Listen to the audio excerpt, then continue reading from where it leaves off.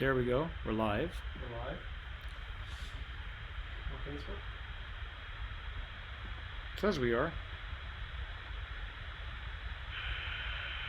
Oh my goodness, this is awful. We're live. What is going on Facebook? Says we are. Unplug my phone. Oh my goodness, this is awful. We're live. Please unplug the microphone. If it continues. Says we are. Oh, sorry. I thought you were going to unplug the microphone. Oh my goodness, this is awful. We're live.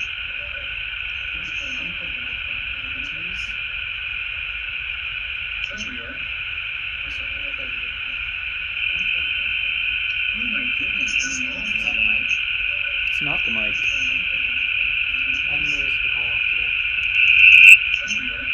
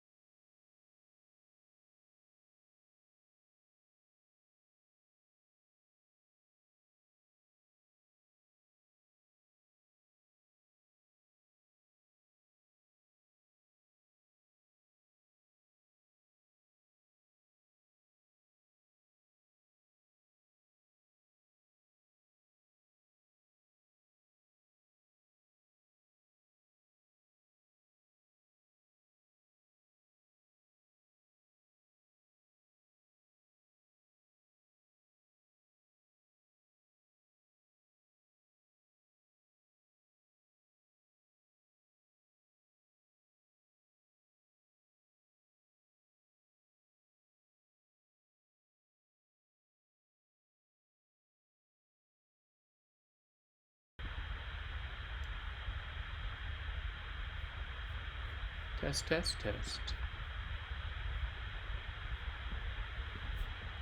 This is the weirdest thing. Test, test, test. This is the weirdest thing. Test, test, test. This is the weirdest thing. Test, test, test. Oh, for one, I had the wrong mic on there. Okay.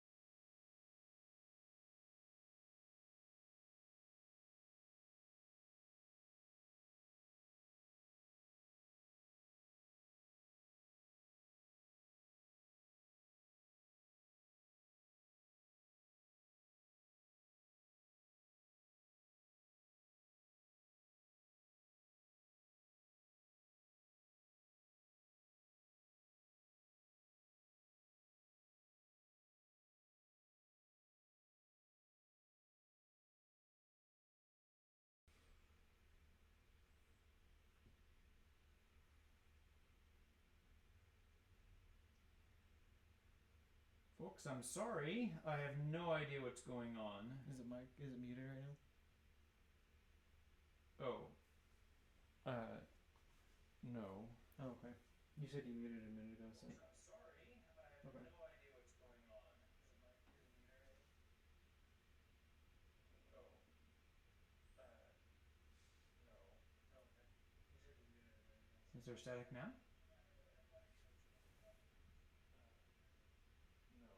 Oh, okay.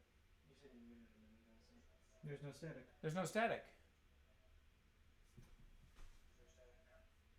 now? I'm thinking that this may have been something going on, not on our end, but on the encoder end. Maybe. Because there's something that we did that just changed it. Maybe something on would be a caster problem. I think we have sound and it's good. Is it working? Praise be Jesus. Yeah, so what you guys just got to experience was part of our life. It's been a test. Is part of our life now as the quarantine. All right, I'm going to mute it now on this side. Yeah. So this is quarantine life with Father Ashmore. Every now and then, something goes terribly wrong, inexplicably, and then it just fixes itself. Well, welcome to the Fireside Chat. We're glad that you stayed with us now. So, 37 minutes into the show. So why don't we explain a little bit of what we do when it comes to Fireside Chat? Sure, let's go for it. This is actually the perfect moment. So first of all, let's switch to this other camera. Oh yes, because people are okay. Very good. So I guess we aren't really going to get a great Fireside Chat in today, but you guys might find it interesting to see what we were just trying to fix, and we don't even know. But let's take a look. And so we have a camera here. This camera runs an HDMI cable all the way down over to this dongle over here. Please show this dongle has been the Saint dongle here. Now this dongle takes the camera signal, but first of all, the camera signal is converted through this dongle. So this dongle converts the camera signal into something that the computer can read. It goes into this dongle. Pardon me. The sound goes into this dongle, and this camera goes into this dongle. Internet comes into this dongle right here. It all goes back in. Yes. So we have this mic here. And this mic captures the sound. There it is. So it seems pretty simple, right? You bring in the video, you bring in the sound. Let's switch to the other camera now.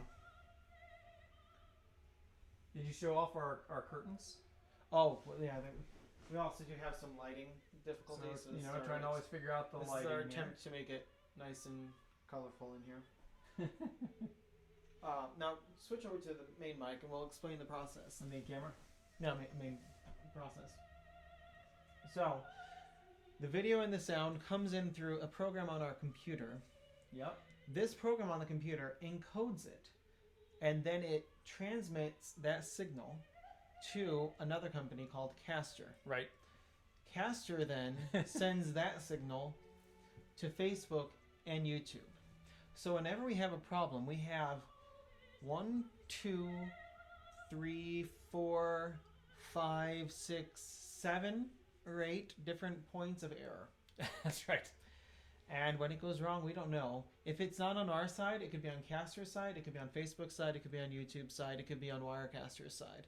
Those 4 different entities. Well, and then what also happened for you Facebook watchers, when we relaunched, I said we'd be back in 3 minutes, and we were, but only on YouTube. So then that was a Facebook problem. Right. So I think, because I didn't know, because I clicked the same button, and it went to the Caster program, which then, for some reason, I guess didn't send it to Facebook, but it did send it to YouTube. So I don't know what happened. It's complicated. So I'm sorry you guys all had to experience that, but I'm glad. Okay, now our voice could be a little bit louder. Yes, I don't doubt it because I turned it down because we thought that was. So this is here.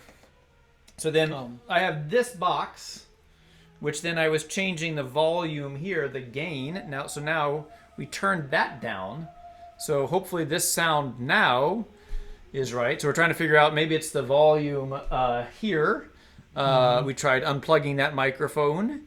We tried all kinds of things. So it didn't work. That's where it is. So now does the volume sound correct and no static? So we have to have it at about 8, which is interestingly because at the mass at the church it's down all the way to 0. So all kinds of things that could be going wrong. So I personally have suggested to Father Ken that we take that dongle over there once we're done with this time of quarantine and make a nice little glass box and then put it in the church as the memorial dongle from which we did all of our ministry through this quarantine. We'll see if that ends up happening. Yes, because it's actually kind of falling apart a little bit because I've been throwing around a lot. So, yeah. So how's everyone doing today? Yes. I hope your morning is going better than our morning on Joke Monday here. Yeah. So Well, we got most the of joke it is done on now, us. So we appreciate everybody coming back. I actually am I feel quite honored, touched that you guys stayed with us throughout the Yes, thank you Because so if much. I were on your end, I wouldn't have. Those guys aren't worth it. Yes, yeah. So today because it's a special day. It's Easter Monday, as we are celebrating this feast, these solemnities for 8 days. We ground up real beans again. So there is the caribou blend today. It's quite delicious. Also, let's see here. The volume perfect now. Great. And then also I brought out all of my Easter things here. Don't remember where I got this cute little egg. The Lord is risen. Mm-hmm. But I know I got... Actually, I'm going to go to the O'Connorer now. Now that we're back. We're back, baby. I'll go to the O'Camerer. Oops, that's not me. Here I am, because now I can see it better. Okay. So we... Caribou blend here. And then this lovely egg, the Lord is risen. And then my sister gave me this. Now, we like watching the bunny shows. The Easter bunny is coming to town today. My nieces watched that yesterday. This is from Peter Cottontail. And so maybe that bunny show will be watched sometime soon by my nieces. And I showed this earlier, but my niece Rachel made me this bunny here. So all these are my Easter display. And then back here on the back, you can't see it today, but I have some bunnies up there. We've focused in our camera here, but those came with the house. So. This is true. All right. So I don't own any bunnies. I don't own any cute things. Well, my family's been very good to me in sharing bunnies. So, yeah. Don't get any ideas, my family. Get ideas. He needs bunnies. I mean, he's not going to be here forever. How is he going to live without little cute bunnies for his Easter time? So, but, so how is everyone's Easter going thus far? Oh, and I forgot to show off my cup too. Let me go back to the O'Camerer. This is my favorite Easter cup, for a good reason. O'Camerer. So this is my Hoppy Easter. My grandma gave this to me back in the late 80s or early 90s. And here's one of my favorite parts in this cup. You can see it without me spilling coffee out on my computer. There's a cute little bunny in there. There's a cute little bunny in my cup. So that's my Hoppy Easter cup. And now we'll go back here. Father Ashmore's seen enough of my bunnies. No more bunnies! No more bunnies! But it's Easter! It's time to celebrate. And so. Selena, don't feel bad. Selena's my sister. Don't feel bad. Please, no. Well, I have I a think few more years. I think our Easter celebrations, Holy Triduum celebrations, went really well. Personally, All things considered, I think yes. I mean, it was. I mean, Mass without a congregation in a big church is strange anyway, at least for me. But I felt particularly strange over the Triduum. Like Holy Thursday felt weird, Good Friday felt weird, and Holy Saturday felt weird. But I think it was still quite beautiful, and I think that I saw a lot of people that were participating, and that's really beautiful. But just from our end, I mean, at least for my sense, it felt weirder than the Sunday Masses for some reason. So yeah, because I think the Triduum liturgies have so many parts where the people participate in a very active way, in a very integral way. So Good Friday. The Good Friday is all about kissing the crucifix. Right. And you can't do a COVID kiss right now. So that's right. It was very powerful too. I thought. I mean, I was very touched with Father Ashmore there at the feet of Jesus, literally at the feet of Jesus. They're taking time there for veneration on behalf of all of us, because as I was sharing, the instructions that we had this year, that he was the only one that could touch or kiss the cross. Nobody else was allowed to touch or kiss the cross. So he, on behalf of all of us, was able to venerate the cross, and it was really quite beautiful. It was really a great blessing for me to be able to celebrate the Good Friday liturgy, because it's probably of the three liturgies, it's probably my favorite of the three. So to be able to celebrate it was a really a blessing for me. Yeah. Laurel, yes. Keep those Easter decorations up, and if you want my recommendation, which you didn't ask for, but I'm going to give it to you anyway. Keep it up till Pentecost. We have 50 days of Easter. We are just getting started with Easter. So, like Christmas doesn't really technically start until Christmas Day, even though people put up their Christmas decorations long before then. I just brought out my Easter stuff because I don't want to have it out really during Lent. I mean, the Holy Saturday would be when I would start to. That's when our family always used to decorate our eggs, and I think that's when our family often does that. It's the Easter Saturday morning. It's a good day then we really begin after we have Good Friday behind us to really prepare for Easter. So I just took these out this morning, so because I didn't have time to do it yesterday, or I did, but I didn't. In the afternoon, but I hadn't gotten around to it. So, yes, please keep it up. That'd be my recommendation. I made you laugh on Saturday night. Great. I don't know what I did, but I'm happy. So, yes, it was. They're just powerful. They're powerful liturgies anyway. Even though a lot of it was stripped down. I thought it was just still beautiful. So, and someone was commenting that this will be a Triduum to remember, and I think so too. Some of those Triduums can kind of run together, but I don't think this one will run together. No, certainly not. Or do you want to share what you're saying about Charles Borromeo? That's a terrible thought. Oh, well, I don't know about that. So I've mentioned Charles Borromeo on a couple of occasions, and he's the one that I'm taking really as the model for how we at Good Shepherd, or I myself as a priest, am trying to work throughout this time of quarantine. And I was talking about I was reading about how his quarantine lasted 2 years. 2 years? Can you? I don't even want to imagine. Don't imagine. Yeah. Don't imagine 2 years of quarantine. Ugh.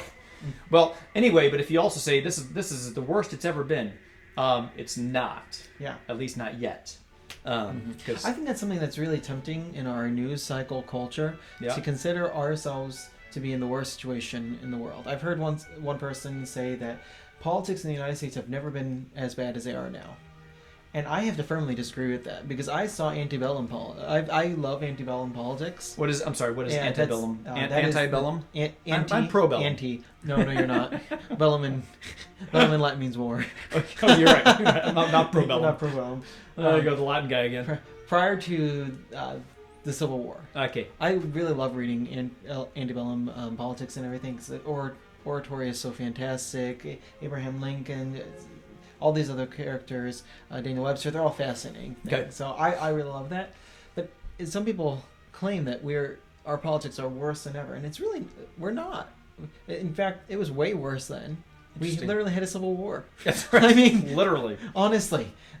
But it's so easy to get caught up in our news cycle, and that it's one talking head yelling at another talking head, and start believing that we're actually at a more politically divided situation than we ever have in the history of the United States, which is just false. Right. And that's a good point. And to think that this is the worst disease we've ever encountered. No, this is about. I mean, statistically, this is about similar to the Spanish flu on its on the deadliness of it. Statistically, there's some differences there. So it is a thing we need to take very seriously. But we've encountered these things before too. Right. And so it's important to keep the historical perspective. It is. Mm-hmm. Yeah. You can get caught up in this little world where everything's the worst. Everything's, and it's like, no, we're okay. We're going to get through this together. So. But nobody really in our generation has, anyone that's living really has experienced it before. Right. So, so it's a first time for all of us. Hey, thanks, Debbie. I appreciate that about the homily this morning. Thank you for saying that. One other thing about the whole Easter thing that I like to remind people is that we sometimes think about Catholics being all about penance and don't do this, don't do that, or whatever. But I always stress that Lent is 40 days, Easter is 50, and I think that says something right there, is that our celebration is greater than our penance, right? So the joy that we experience at Easter, that should extend past our penance, right? So we still want to do penance, not this week. You're forbidden from doing penance this week. But certainly. But we just need to remember, I think, that there's this balance. I remember I went to visit, a friend of mine became a discalced Carmelite. And they take their penance very, very seriously. They do. And I think that they start... When do they start Lent? Like September or something? Like they Triumph of the Cross or something? That they do something way, way, way early. Wow. And they take very seriously their penance. But also, I was there for when they were welcoming this guy. I went to his first vows or whatever as a Carmelite, and man, did they know how to celebrate. So really? Because they knew how to do penance, they also knew how to celebrate. And that's I think one of the beauties of Catholicism is that we do penance, yes. And sometimes we do strict penance, and that's good for us. But as strict as our penance should be, so too as strict as our celebration should be, and to pull out all the stops and to really celebrate. That's what we are called to do. So I think in our culture we want to celebrate all the time, and that's maybe why penance is hard for us to understand. I think that we want eggnog on October 31st or whatever. Exactly. But I would say that the fact that we want to celebrate all the time, or the fact that we do celebrate all the time, makes it so that we enjoy our celebration less. Right, exactly. I agree. I agree wholeheartedly. It used to be the tradition in the church that every great day of celebration was immediately preceded by a day of penance. So the December 24th, Christmas Eve, that used to be a day of penance in the church. Holy Saturday is still technically a day of penance in the church, but nobody really takes it seriously. I mean, not even I take it as seriously as I probably should. But Holy Saturday is a strict day of penance too, so that you can celebrate fully on Easter. So fully on Christmas. Well, Day. there is something about the Paschal fast, right? That starts really Holy Thursday night, and traditionally you would fast from Holy Thursday night until Easter. Yeah. And that is, I mean, that's a little bit unrealistic, I think, as well, especially because on Easter Saturday, if you're going to do the preparation and stuff for Easter, like the decorating of Easter eggs or whatever, I mean, when else are you going to do that kind of thing? That has to be ready by Easter morning. I was like, what do you do? So, but yeah, so there is, I think that it just kind of starts hugging the celebration on Holy Saturday. Lori said she choked up when she saw you kissing the feet there. She said, "I'll never forget that. That image is imprinted in my mind forever." Oh, so, praise God, Lori Lang. So praise the church for giving us such a beautiful liturgy. Yeah. And yeah, any other favorite moments that you had from the Triduum? I'd love to have you share those in the comments. There were just so many powerful moments. Yeah. Well, did you guys have any favorite moments too? Yeah. Right. That's yeah. So if you have anything that you wanted to comment on, I thought it was just again strange, beautiful. This is not going to be the norm, right? But again, I think that hopefully some of those elements that we take from this year. You were talking about that with the Easter homily, that idea of the yeast then going and whatever reality we're going into, that we take this stuff, which can be kind of bitter now, just by itself, you take that, you put into the dough for where we're going. So hopefully those good things that we have learned about family, about time, about prayer, all those things we can take now and put into whatever that new reality is. Right. I would really hate it if next year we celebrate the Triduum like we always did.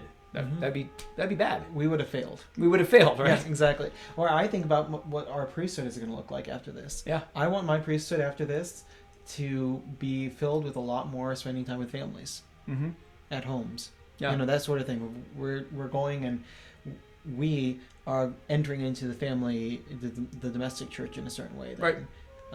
If that's how it is, then I think we've been very successful during this time. Yeah, that's been kind of a theme, and I talked about that too in the Spanish Mass, about that importance of the domestic church. And I've been saying that over and over again. And that's been elevated a bit. So we've talked about a lot about the church building or whatever, or the parish church, and just I think this is the opportunity for us to elevate that other part in our Catholic teaching. That's always a good balance. It's like we go here, we go there. Sometimes the church overemphasizes this thing, and then this thing kind of falls to the side, and then you just need to emphasize the other thing, and then maybe this thing will fall to the side, so then we need to bring that one back up. That tends to be what we do. Right. There's a phrase in Latin, "Ecclesia semper reformandum est." Reformanda est, pardon me. It's feminine. And that just means the church must always be reformed, and that doesn't mean necessarily that we need to be constantly looking for things to change in the church. No, it just means that we always need to be constantly finding the more pure way of living out Christ's message. And so there's often when we do that, there's a certain tendency, you go to one extreme, then another extreme, but it's always trying to reform it, to bring it back to the pure. Not necessarily back, but bring it to a more pure practice in our own lives. Right. And that first starts with one's own self. That we must always be reforming ourselves, and in that process, then we find the balance with it all. Yeah. Or like to maybe throw a different kind of analogy of an artist, like Michelangelo or something, or a painter, who you start off with broad strokes, right? You do all the background and stuff, but then you have to keep on adding more and more detail and giving the more richness. Or I think Michelangelo used to say about his sculpting that he saw David or whatever in the stone. He just had to free it from all the other stuff. Yeah, everything that was not David. Yeah, right. So, and the first part is easy. You take off huge chunks, right? But then you have to keep on working on those details to continue to reform, or to form David that is already there. Oh, that's it. That's interesting. The church that it's always there, but it is and is not. It's the both and. It is already fully there, but not yet. The yet there and not yet. Certainly. I think this is one of the things I want to really challenge families on. Sometimes we can fall into a consumerist Catholicism in which we want the church to be serving this. I as a parent or as a family member see my family not practicing the faith in the way that I wish, and so the common thing that people say is, "Well, I want the church to be doing something," and often I'm like, "Well, I don't know what I'm supposed to do. Tell me, and I'll try to do it." But sometimes I think this is a good reminder this time that question should be put back on ourselves. Right. What is the domestic church doing about that? Right. Because we really can't do... we can do programs out the wazoo until they're soaking out of our ears, whatever it is. But unless it's really being lived in the domestic church, then anything that we do is just going to fall upon deaf ears. Right. Mm-hmm. Yeah. Very good. Hi, Julie. People are commenting about that yeast homily. That was great. It was really good. I'm glad that bread was so terrible. I know. And it wasn't terrible. Honestly, it had to be the hand of God, because those yeast packets were still good, technically. Right. Yeah. I mean, they had like another year left on them, so I don't know what happened. But we threw out the bad yeast. That's we did for sure. But we need to try that Holy Thursday bread recipe again. We do. And we also need the cornmeal. But it was so funny. And says they also loved your chanting of the Exultet. It was beautiful. Yes. Had you practiced that beforehand? Yeah, that's probably the fourth or fifth time I've sung the Exultet. Right, yeah. So, it was a little messier in some places, and I should have practiced a little bit more, but we got through it all. Yes, and then in case you hadn't seen the cross, I really loved. Let me put a picture up here. But I really loved I love this whole transformation. What a great process this whole thing was. Let's see here. How do I? There we go. I'm not there yet, but So Matt DeHamer is our local artist. Here is the... Make it a little bit smaller because I'm covering your face there. It's okay. I don't mind. Okay, now if you lean a little bit out, you can see it. So we had this transformation. So look at that. Hey, it looks like I'm looking at it. Yeah, doesn't I it? know, it's good. Mhm. Well, so here was the Good Friday again. That's nice. And it was transformed into the glorious Easter Sunday. But it was just really powerful. And I also loved, it was rainy yesterday, of course, but I loved seeing some people coming out and taking pictures before the rain. And again, it's still Easter, so if you've not taken a little family picture, it looks like it's nicer out today.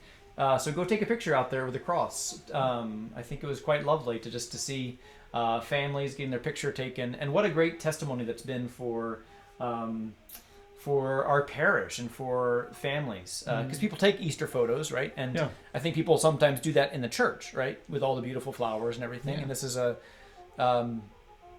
pretty darn good substitution there, because it's got the flowers and it's the cross and it's the palms and it's just beautiful. So it's been really fun to watch that transform all week. So. What else here?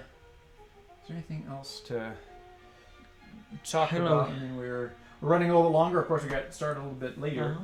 Did you have anything that you wanted to share this morning? Not this morning particularly. Okay, well, we'll probably have some more poetry and everything tomorrow or during this week. We are planning, as long as everything goes according to how we want it to go, planning to be here all week. So as long as you don't have any problems with any of those pieces, we will be here for you. That community in the distance. Sorry about the major difficulties today, but we're not perfect. We try our best. That's right. If anybody who has a degree or works in video conferencing and that sort of thing wants to help us out, we'll take your help. Don't worry. So, speaking of the video conferencing, I also, people really enjoyed that Good Friday video, and I'm really happy to hear that. The lectors really worked hard on that, and if you want to see it, it's still up on YouTube. Well, maybe you can provide the link to that, because to the the Zoom. Yeah. We can do that. The quarantine rendition of the Good Friday Gospel. Our lectors did a really lovely job, and that came across. I think that came across pretty well. I think it was a nice thing, and we'll have that on record forever. I mean, so the idea was to make the Passion reading more bilingual, because again, it's a bilingual service, and to change it up a little bit, but to have it kind of as we have done it for several years, mostly. I think that'll be a nice kind of record of who we have been and who we want to strive to be in the future as well. So very nice. This is the second time you made that comment, Bonnie. I'm not sure what you mean by is there a vow of flexibility. She says a priest in Shakopee, Minnesota was blessing cars in church parking lot during blizzard. Is there a vow of flexibility? A vow? Do you mean do we take a vow to be flexible according to the situation? No. We try to be flexible though, but I don't see that comment. Really? It's down at the bottom.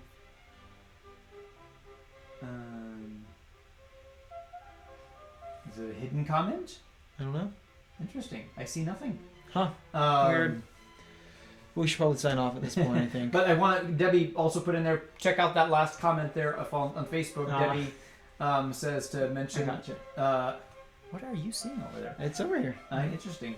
If anyone would like to help call the Good Shepherd family, please email Debbie Eisenhower. It's in the Facebook feed there, deisenhower@me.com. And she's also got her phone number right there too. So we're trying to reach out to all the parishioners. I've been making some phone calls myself, and other people I know have been making phone calls, trying to reach out to those. We don't want to let anyone be forgotten or think that Good Shepherd is not there for them. So if there's anyone else that you know that you haven't been seeing around, what now? How do you have these comments over here? Interesting. Huh? Mine did not come up. So. Bonnie, did you block Father Kent? I'd understand had you done it. I'm just curious. All right. Well, I wouldn't know if she did or not because I wouldn't see it. Very good. Well, thanks for watching so much. We'll be back tomorrow. We'll have our rosary at noon. So if you'd like to join us there for that, we will be doing that, and that'll be our last thing for today. Again, we kind of end a little bit earlier on Mondays, and then we'll be back for the chat tomorrow morning at 10 a.m. All right. Ish. So thank you all so much for joining us Yep. today.